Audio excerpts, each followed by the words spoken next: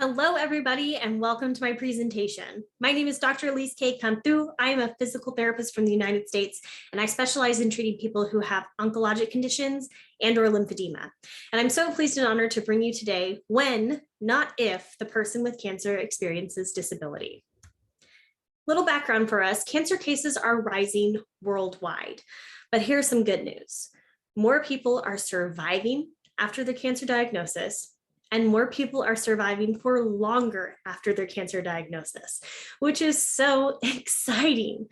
We are getting better as a global health community at treating cancer every single year, and we have much to celebrate about this. But there's a problem. We are unprepared. We are unprepared for the survivors. And when I say survivors, I mean from the point of diagnosis. Because as my good friend Scott Kaposa puts it, you have to survive hearing the words, "You have cancer."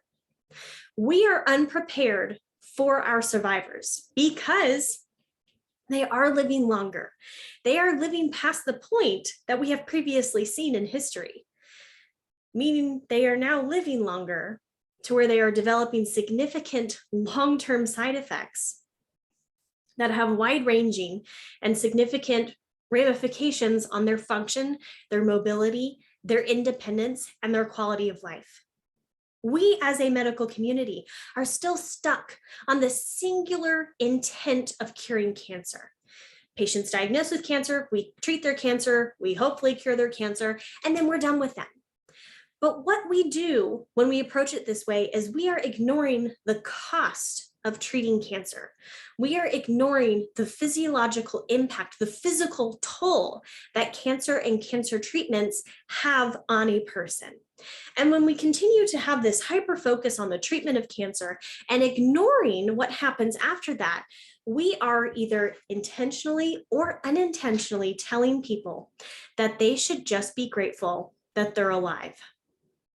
Now, this mentality may have been okay in 1950. When cancer was not really curable, when cancer treatments were experimental, when it was more likely that the patient was truly going to die from their cancer. Before Dr. Jane Cook-Wright invented methotrexate. Fast forward to 2022. This mentality is not okay. In fact, this mentality needs to die because that's not good enough for our patients. What we have done when we approach the cancer care continuum with this attitude of done with cancer treatment, we're done with you, we have normalized long-term disability after cancer treatment. And I know that this is not necessarily intentional, but this is the reality of our situation.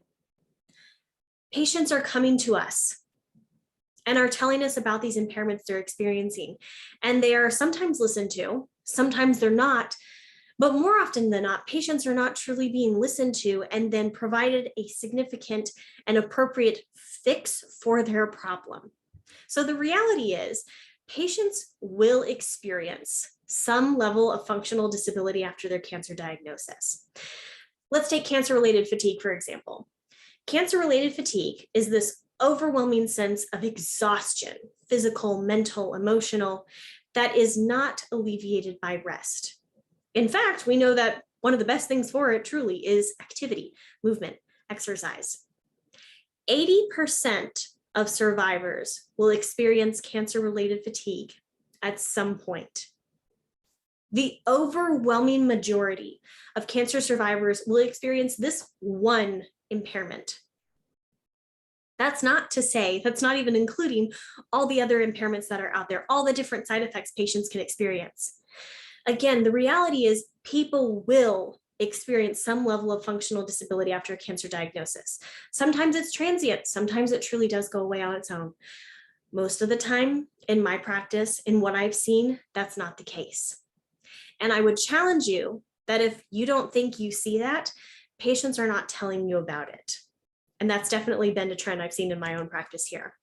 If we're really going to fix this, if we're going to bring cancer care into the next millennia, we must first acknowledge that this is the reality. Patients will experience this. Survivors do have these long-term side effects that significantly impact them and their ability to do what's important to them. We need to inform patients adequately of this. By holding back this information, that doesn't help the patient. That only hurts them in the long run. And we must ensure that patients are receiving the appropriate care to maximize their function and quality of life. No matter what the intent of treatment is, curative or palliative, no matter how long they have to live, we must ensure that they can maximize their function, quality of life, independence as best as they can during the time they have left. So in order to do this, the next steps we really must do are patients, survivors must be connected with rehabilitation services at the point of diagnosis. By connecting them this early, we can screen for impairments that could develop, we can educate patients about it, we can then potentially decrease or even prevent different side effects from manifesting later at that time. And we can also catch current impairments unrelated to cancer and cancer treatments that could be exacerbated during cancer treatment.